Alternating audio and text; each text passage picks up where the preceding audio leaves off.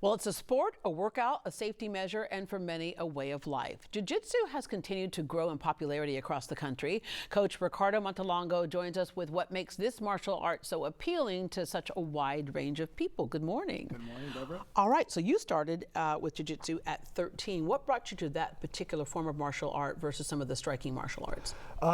Honestly, I liked it because it's the safest. Mm-hmm. And I looked into fighting. I was watching UFC. That's really got me into it. And it's the safest and, in my opinion, the most effective martial art.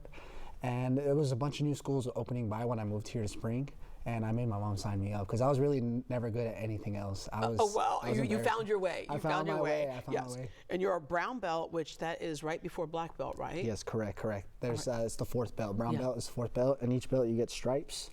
And then it takes about average 10 years to get a black belt, and I'm on year 12 right now. I got mine when I went to the store. I just got this pink belt because I thought it would match my outfit, but that's not why you get belts, people. All right. All right, you lead the Brazilian Jiu-Jitsu program at the University of Houston as well, and the head instructor at Renzo Gracie in the Heights. All right, the value of martial arts, there's so much more to it than the self-defense measure that we oftentimes associate martial arts with, but one is you've seen how it teaches confidence and resilience in people. Yes, I've seen it. We start them at 3, and it's 3 and up, so I've seen all ages. I've seen it all. I've seen kids just really learn about themselves, about discipline, and we're big on respect. And that's one of the biggest pillars of this sport is respect and humility and community, and we all help each other, and I think it's just great for any age. Yeah, when we say jiu-jitsu, obviously I mentioned very, very popular, and so there are some places that might just say, oh yeah, we do jiu-jitsu, but there's a correct way to do it. Brazilian jiu-jitsu, Renzo Gracie in the Heights. The Gracie family is known for creating this form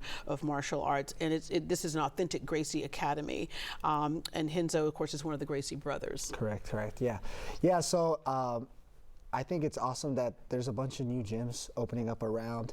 I brought my friends here from Finesse Jiu-Jitsu. I currently coach and the head instructor for Renzo Gracie Heights, and like you said, at University of Houston. So it's just great.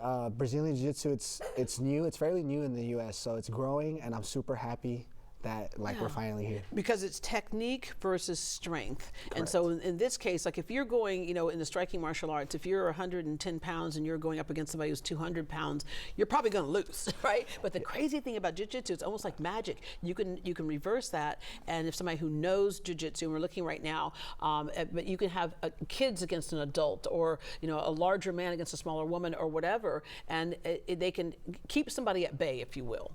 Yeah, so what's really cool about this is that I've seen, me personally, my fiance, we train every day, and she weighs like 100 pounds less than me, so she almost like snaps my arm on a daily basis. So it's really about size over technique. I was mentioning Renzo Gracie earlier. There is a famous tweet that he did, a live tweet that he did, where he was being mugged in New York City. Yeah. And as he was being mugged, he was live tweeting it with one hand, with his phone, and showing it, but because his other hand, he was able to completely just block and neutralize the people who were trying to mug him. All right, kids in particular, you mentioned it builds respect, it builds confidence, and the other thing, it is a protection piece. Yeah, so it's at the root level, this is why it was made, self-defense, and I'm a big advocate for self-defense. I'm actively teaching self-defense seminars at universities and also in daycares.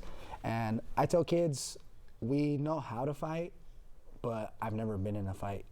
So we learn how to fight so we don't get into fights. You mentioned the university part. A friend of mine who loves jiu-jitsu remembers a case at a university where there was a young woman who was being attacked. She was late at night. She was going back from the library. She was all by herself.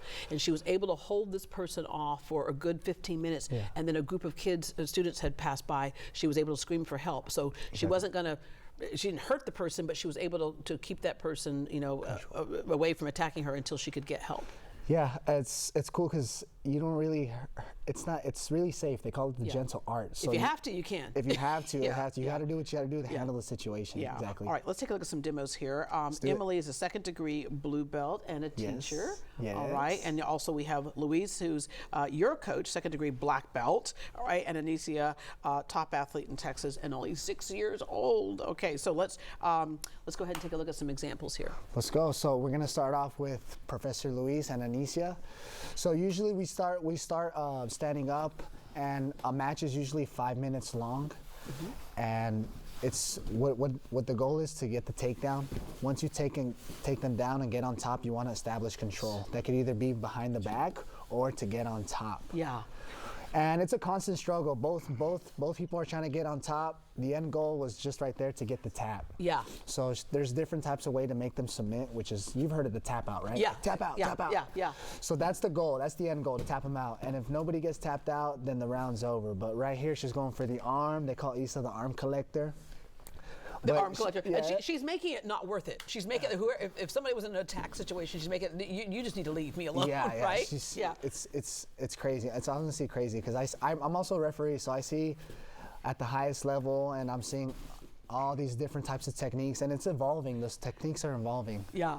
All right, up next. And what's cool about this is that we get a lot of different types of people from all different backgrounds doing this, having fun, rolling around. Right, it's super safe. You see the mats is gonna take care of you. We work together, and we drill, we practice moves on each other, we spar. This is kind of like a sparring type of situation going on. And right now what they're doing, they're actually doing no-gi. So you see how they don't have a gi on? Right. They're doing no-gi right now. So it's different types of grips and different types of rules, but it's the same. Jiu-Jitsu is Jiu-Jitsu. At the root level, it's protecting yourself. Yeah, because that move right there. So it's that's like the triangle choke. Yeah, right there. You can use your leg on bottom. If you know how to fight off your back, you can do some work. Yeah, and then typically when you're on your back, you're at your weakest, you think. But if you know what to do. Yeah, and what's cool about it is that like a lot of people think, the guy on top's winning. But really the bottom person is setting something up. Yeah, and they can end it in a blink's notice. Yeah. And again, this is something where you can be a beginner when you go in. You don't have to be somebody who's super strong. You can be aware of what your body does and doesn't do. But that's why you see seniors even come in and take these classes. Exactly. Yeah. So I tell people it's never too late to start. Never too late to start. I've seen it all. I'm constantly actively looking out for the community and trying to get everybody into it, spreading the word.